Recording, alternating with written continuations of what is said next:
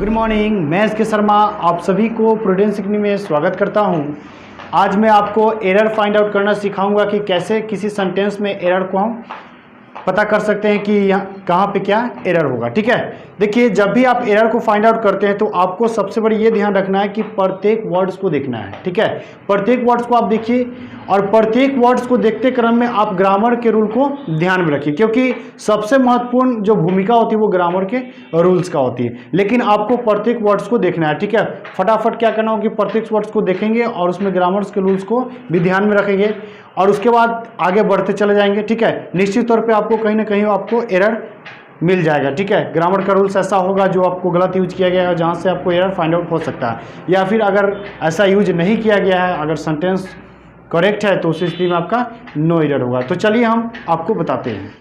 देखिए मैंने कुछ सेंटेंसेज लिए हैं, आपका 4 सेंटेंसेज हैं। चलिए इसमें हम देखते हैं कि कैसे एरर फाइंड आउट करते हैं सभी ग्रामर्स को रूल लागू करते हुए। जैसा कि आपको सेंटेंस दिया हुआ है इफ़ आई वेयर। अब आप यहाँ पर ध्यान दीजिए कि ये क्या है, कंडीशनल सेंटेंस है। इफ़ आई वेयर जुबिन, तो ये आपका क्या है, कंडीशनल सेंटेंस है। तो जब ये कंडीशनल सेंटेंस है तो उस कंडीशन में क्या होता है कि सब्जेक्ट आई है, तो यहाँ पे सब्जेक्ट का मैटर नहीं पड़ता है। ठीक है, सब्जेक्ट कुछ भी हो उसके साथ हम किसका यूज करते हैं, वेयर का यूज करते हैं। ठीक है, तो यहाँ से आपको यहाँ तक पता चला कि इफ सब्जेक्ट जो कि आई ये भी सही यूज किया गया, वेयर यहाँ पे सही यूज है, ये तो जुबिन है तो ये भी आपका क्या है, सही यूज है। ठीक है, अगर ये पास्ट में है तो आगे वाला पार्ट भी क्या होना चाहिए, पास्ट में होना चाहिए। अब यहाँ पर देखिए तो ये सब्जेक्ट क्या है, आई, जो कि आपका यूज सही किया गया है। अब ये देखिए ये क्या यूज किया गया है, वुड, यहाँ पे क्या है ये वुड, तो ये भी जो आपका वुड यूज किया गया ये भी क्या है, सही है, क्योंकि अगर ये पास्ट में तो ये पार्ट भी आपका क्या होना चाहिए, पास्ट में होना चाहिए। ठीक है, तो ये भी आपका सही है। उसके बाद नॉट निगेटिव की बात करूँ, ये भी सही है। अटेंड, ठीक है, ये भी जो यूज किया गया वो आपका क्या है, सही है।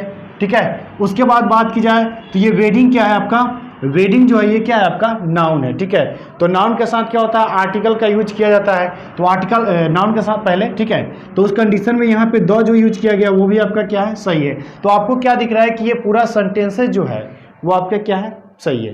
और जब पूरा सेंटेंसेज आपका सही है तो उस स्थिति में इसमें किसी प्रकार का एरर नहीं होगा, तो ऑप्शन नंबर डी आपका सही होगा। इस सेंटेंस का आंसर जो होगा वो नो एरर होगा। ठीक है, तो आपको क्या करना है कि प्रत्येक वर्ड्स को ध्यान में रखना है और ग्रामर के रूल्स को ध्यान में रखते हुए आपको आगे बढ़ते फटाफट आगे बढ़ते हुए चलना है और उसको एरर को देखना है। ठीक है, नेक्स्ट सेंटेंस आपका सब्जेक्ट जो इसमें है ही सेज। अब आप ध्यान दीजिए कि यहाँ पे सब्जेक्ट ही यूज किया गया है। ठीक है, तो भाई सब्जेक्ट तो ही यूज किया गया, ये तो एज ए सब्जेक्ट होता है, ये तो सही है। आपका वर्ब क्या है, सेज यूज किया गया है यहाँ तक, तो ये आपका क्या है, सही है। ठीक है, अब देखिए अगर ये प्रेजेंट में है तो आगे वाला पार्ट्स भी क्या होना चाहिए, प्रेजेंट में होता चाहिए। ठीक है, क्योंकि नरेशन का रूल्स कहता है कि अगर रिपोर्टिंग वर्ब प्रेजेंट में हो तो रिपोर्टेड स्पीच को भी प्रेजेंट में होना पड़ेगा। तो ये प्रेजेंट में तो आगे का पार्ट भी क्या होना चाहिए, प्रेजेंट में होना चाहिए। ठीक है, आगे का टेंस जो है वो भी आपका प्रेजेंट में होना चाहिए, वर्ब्स जो होगा वो भी प्रेजेंट में होगा। तो यहाँ से देखिए दैट, यहाँ पे कंजंक्शन यूज किया गया जो कि सही है। ठीक है, नरेशन में दैट कंजंक्शन यूज किया जाता है जो कि आपका सही है। उसके बाद सब्जेक्ट यहाँ ही है। ठीक है, उसके बाद बात देखिए आप रीड्स, जो कि क्या है, प्रेजेंट में यूज किया गया है। तो यहाँ पर ये सेज प्रेजेंट में, इसलिए ये वर्ब जो होगा यहाँ भी क्या होगा, प्रेजेंट में होगा। तो यहाँ तक तो रीड सही यूज किया गया। ठीक है, अब यहाँ पर बात किया है नोवेल्स की। ठीक है, तो एक व्यक्ति क्या कर सकते हैं कि एक से अधिक नोवेल्स पढ़ सकते हैं, यानी कि यहाँ पे नाउन जो भी यूज किया गया है नोवेल्स में, जो एस लगाया गया है इसको प्लूरल किया गया है।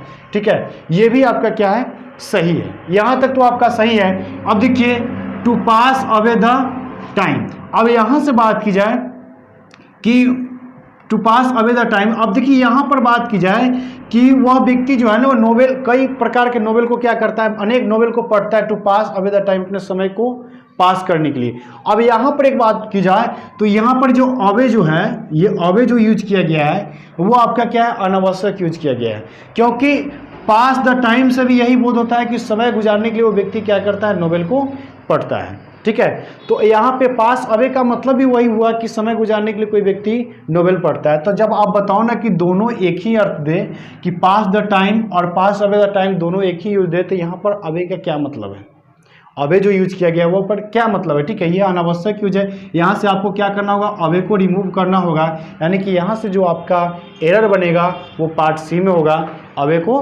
रिमूव करना होगा, सिर्फ यूज करना होगा टू पास द टाइम। ठीक है, समय को गुजारने के लिए। देखिए नेक्स्ट सेंटेंस जो आपका है, नेक्स्ट सेंटेंस क्या है कि ही लेफ्ट। अब देखिए यहाँ पे सब्जेक्ट जो यूज किया गया है ही, वो सही है।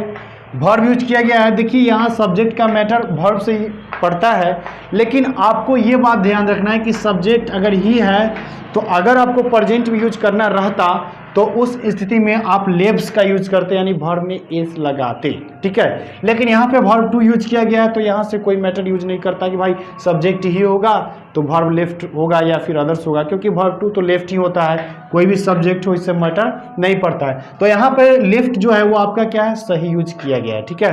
फॉर मुंबई, यहाँ पे फॉर मुंबई मतलब कि वह बंदा जो है ना मुंबई के लिए क्या हो रहा है, प्रस्थान कर रहा है ऑन संडे, संडे को। अब देखिए आपको दिन बताते हैं तो उसके साथ जो प्रीपोजिशन यूज होता है वो ऑन होता है, ठीक है। तो यहाँ से ये प्रीपोजिशन ऑन जो है वो भी आपका यूज सही है, यानी कि सब्जेक्ट लेफ्ट यहाँ पे ये भी सही है, फॉर मुंबई के लिए प्रस्थान कर रहा है ये भी आपका क्या है, सही है। अब यहाँ पर एक बात देखिए कि ये अराइविंग देयर ऑन मंडे, अब यहाँ पर ध्यान दो, आप ध्यान दीजिए, तो यहाँ पर ये मंडे जो यूज किया गया तो उसके पहले जो ऑन प्रीपोजिशन है वो भी आपका सही है, क्योंकि दिन के लिए आप दिन जब भी बताते हैं, ठीक है, तो उसके पहले हम प्रीपोजिशन ऑन का यूज करते हैं, तो यहाँ तक तो ये सही है।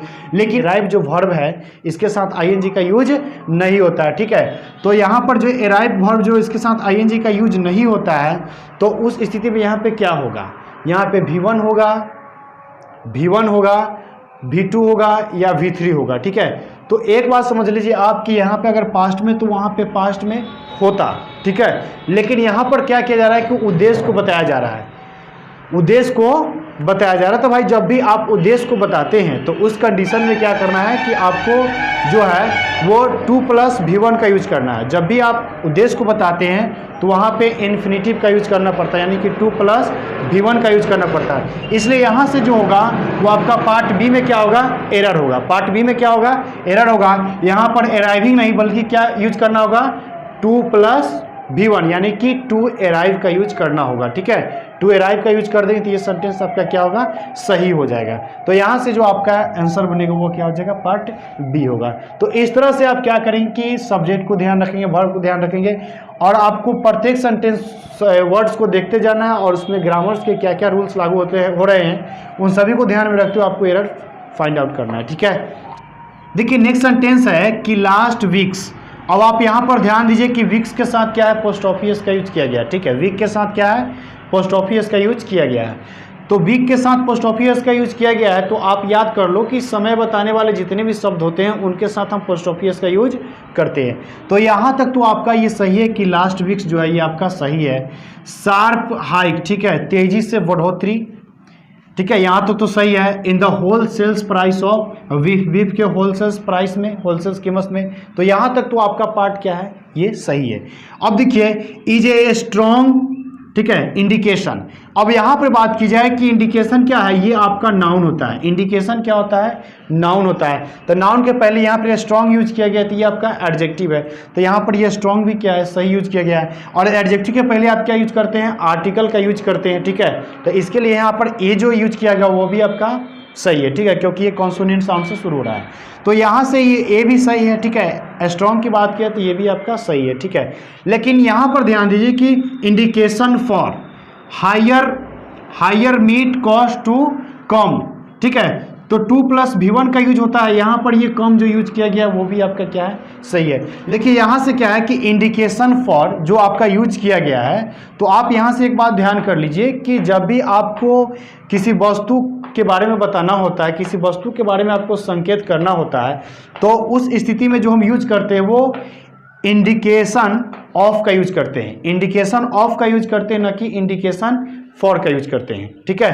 तो इंडिकेशन ऑफ समथिंग होता है, यानी कि इंडिकेशन ऑफ समथिंग करने का मतलब कि इंडिकेशन ऑफ कोई भी वस्तु की बात की जाती है उसमें हम यूज करते हैं। तो यहाँ से जो फॉर यूज किया गया वो आपका क्या है, गलत है। यहाँ पर जो आपका यूज होगा वो क्या होगा, इंडिकेशन ऑफ होगा। ठीक है, तो आपका जो आंसर बनेगा वहाँ से क्या हो जाएगा, ये पार्ट बी हो जाएगा। ठीक है, इस तरह से आप क्या कर सकते हैं कि किसी भी सेंटेंस को हम आसानी से वर्ड को देखते हुए क्या करेंगे, प्रत्येक वर्ड को देखेंगे और ग्रामर्स के रूल को ध्यान में रखते हुए फटाफट क्या करेंगे कि हम आगे बढ़ते हुए एरर को फाइंड आउट करेंगे। तो उम्मीद करता हूँ कि ये बात आपको समझ में आ गया होगा। अगर वीडियो अच्छा लगे तो लाइक कीजिएगा, शेयर कीजिएगा, चैनल को सब्सक्राइब जरूर कीजिएगा ताकि जितने वीडियो डाले जाए उसका नोटिफिकेशन आपको मिलता रहे। मिलते हैं नेक्स्ट वीडियो में। Thank you.